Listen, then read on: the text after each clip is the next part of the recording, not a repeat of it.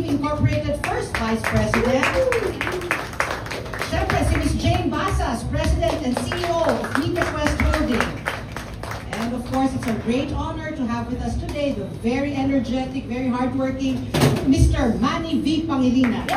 Thank you very much for all your presence today.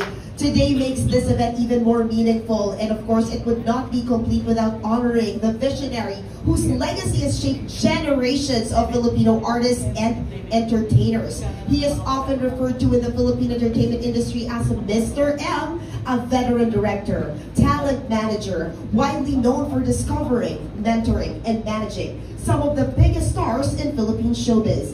Over his decades-long career, Mr. M has earned a reputation as the star maker in the Philippines.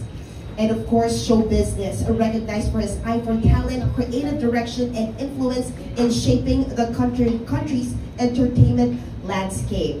It's time to officially welcome him to the Kapatid family. Ladies and gentlemen, please join us in giving a warm welcome to the man of the hour, the only Johnny Manahan. Mr. M, stand up and yes, a bow. Thank you very much, Mr. M. Wow, I love it. Very trendy. So, Mr. M, yes, Mr. M's legacy in elevating the Filipino creative talent has truly defined generations. And beginning today, he will continue this legacy with MQuest Ventures and MQAA. All right, now comes the big moment of sealing this partnership. May we ask Mr. M, Sir MVP, and Ms. Jane Basas to, of course, officiate, of course, our contract signing. Ladies and gentlemen, please open the folders. Ms. Shana and Sir Jeff as well. Please smile for the camera. Smile for the camera. Pinakita the contract. I love it. This is lang for mock purposes lang. Picture taking purposes lang. Kasi blank check po daw yan, Mr. M, actually. It's a blank check.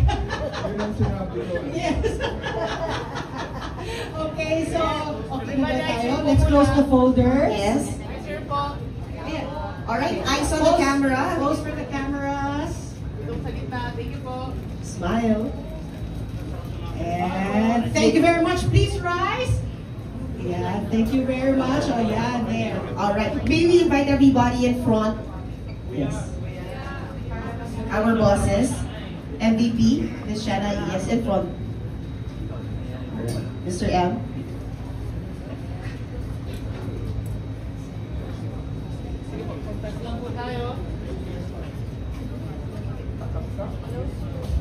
Alright, may we call in, of course, GRZ to join the photo op.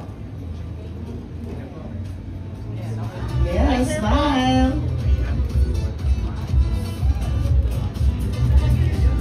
Kaya ko naman pa eh. Wow, I love it. Good side. Mr. M and Mr. Pangilinan, may we ask for a handshake between you two gentlemen? There you go. We can embrace Mr. M and Ms. Jane. Welcome to the family of the Kapatid Network. There you go.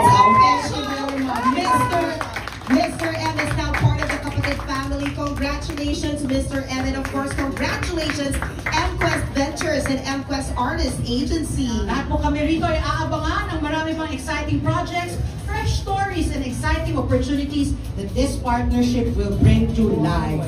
So we would like to ask Mr. M, Mr. MVP, and Ms. Jane Basas to remain on stage now for a photo op. Ayan with the stars. Ayan with the stars. Of course, our vibe jocks are here. Cedric Juan, Sam Colossus here, Ryrie Sophia. Ayan, all the vibe artists. MQAA artists. There you go. Fatima is here as well. Sa sexy nila, MJ. Oo nga, kaya dito tayo sa side. Sa side na lang tayo. Oh, how cute naman these little kids. Okay po.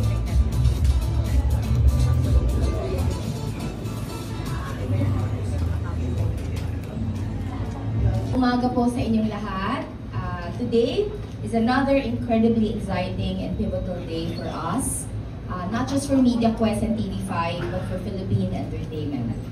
We formally welcome Mr. Johnny Manahan, Mr. M, to a lot of people, a true visionary, an undeniable pillar of creativity and excellence in Philippine show business, to our family, now as our kapatid. Mr. M's presence here today reaffirms our ambition. With his unmatched expertise and leadership, MediaQuest and TV5 now surge forward as a true force in this industry. This is a key part of our ongoing commitment to bringing nothing but the best to our viewers. Our ultimate mission has always been and remains focused on the Filipino audience. We are here to connect people with great stories, unforgettable experiences, and to bring joy and smiles to Filipinos everywhere. To Mr. M, the Kapatid Universe is ready. Please help us grow it. Sir MVP, together we forge ahead. Always, thank you. And we, all of us here, let's redefine the landscape yet again, and we are absolutely thrilled to be building our future together with all of you. Maraming salamat sa lahat ng nandito today at sundan niyo po kami, supportahan niyo po kami sa aming mga harap. Wow! Really heartwarming. Thank you so much, JJP, for that heartwarming message. And now, of course, we are honored to hear from our chairman of MediaQuest Holdings, Mr. Manny V. Pangilinan. Good